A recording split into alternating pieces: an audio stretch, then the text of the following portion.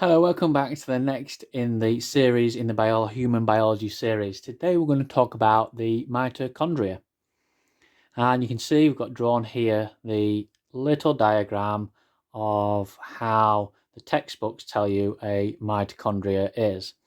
In fact, it looks a little bit different nowadays. When you look at it underneath a microscope, you tend to see these channels here going into the cristae more prevalent than was thought before. So instead of your simple little inside of mitochondria looking like that, we actually have something that comes in and around more akin to that. You can see that being the outside layer like this. This is the old version. This is more of the new version, like so. But we'll go with this for labeling purposes today. So you can see that I've labeled up a few things here on the mitochondria. The first thing that we should talk about is the phospholipid bilayer around the outside. Now, we spoke about the phospholipid bilayer in episode 2, so if you want to go and take a deep dive into the phospholipid bilayer, go back and look at episode 2, because it's really important to know how a phospholipid bilayer works. The mitochondria, they have their own phospholipid bilayer, so it's really important to know that, which obviously lets certain things through and doesn't let other things through, large and charged, as we spoke about last time. Inside the mitochondria, though, you can see this funny shaped thing that we just talked about a moment ago, whether you have it as the squiggle or as the globules in there. It does the same job.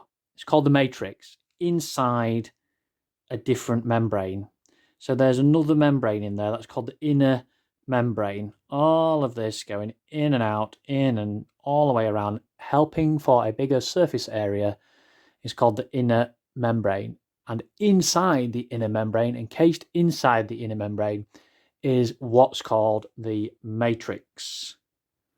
The matrix is important because inside the matrix, within it, that is where the Krebs cycle is performed. And the Krebs cycle is what starts off our ATP production, should I say.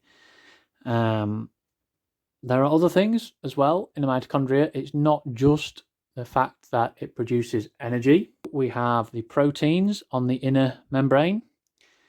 We have the intermembrane space, which is the space between the inner membrane and the phospholipid bilayer on the outside. Also encased within the matrix is the DNA of the mitochondria. Now, you might say, why does a mitochondria have DNA? It looks a bit like a cell. That's because it used to be its own cell. This mitochondria is essentially a cell, but it is a cell that does a different process to a eukaryotic cell, which we talked about in episode 1. This cell is very aerobic. It helps with the production of energy through oxygen, through having oxygen present. And it has its own DNA. And this means that with its own DNA, it can reproduce. And within all of your cells, you have hundreds of mitochondria. And you can also, through training and through nutrition, can also produce more. Therefore, produce more energy. So everybody wants more energy. So how do we get more energy? We need more mitochondria. How do we get more mitochondria? Well, through certain training, you can do that. And adapting your metabolism through nutrition to be able to produce more efficient energy. You can increase the amount of mitochondria in your cells. Now, each cell has its certain amount of mitochondria. You will often find that there is hundreds of mitochondria in each cell, but it does differ throughout the whole body. So in certain things like skeletal muscle, you can get up to 8% of it actually being mitochondria. So the whole cell is 8% mitochondria. And like I say, if you are training adapted and you are really efficient with your energy through your nutrition, you have a really good metabolism, then you can further increase that to make the density of mitochondria higher in muscle. Liver has generally around about 20% of their cells, the hepatocytes in the liver. You have 20% worth of mitochondria, and the heart really puts everything else into perspective. It can have up to 40% of mitochondria in the heart, in the cells of the heart. Now I've circled this part here, the endosymbiosis theory. And that's because earlier on I said that the mitochondria itself sort of looks like a cell. It's its own cell in a way. And that's how it started out its life. It was in fact a bacterial cell. It was in fact its own cell living in the environment in the early days of the earth, out in the plant kingdom. It was able to survive on its own as a bacteria cell. But eventually, through evolution and over time, this aerobic energy production cell became very important to all creatures. And they thought, why not incorporate this into our biology?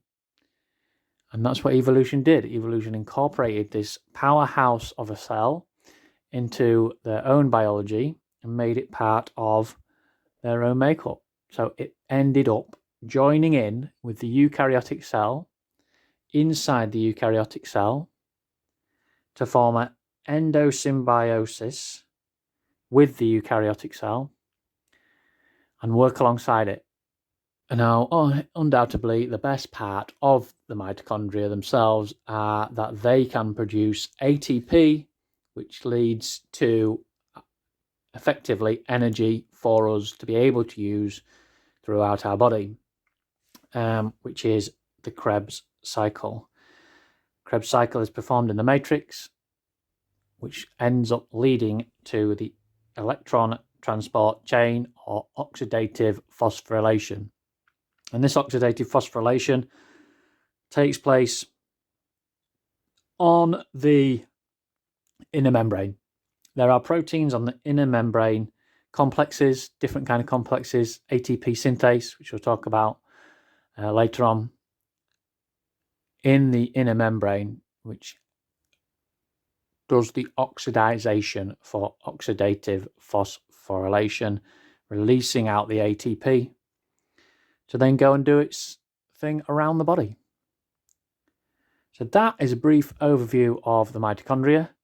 Next time, we'll concentrate more on the Krebs cycle, how the Krebs cycle works, and how the ATP is formed and then actually gives us the energy we require.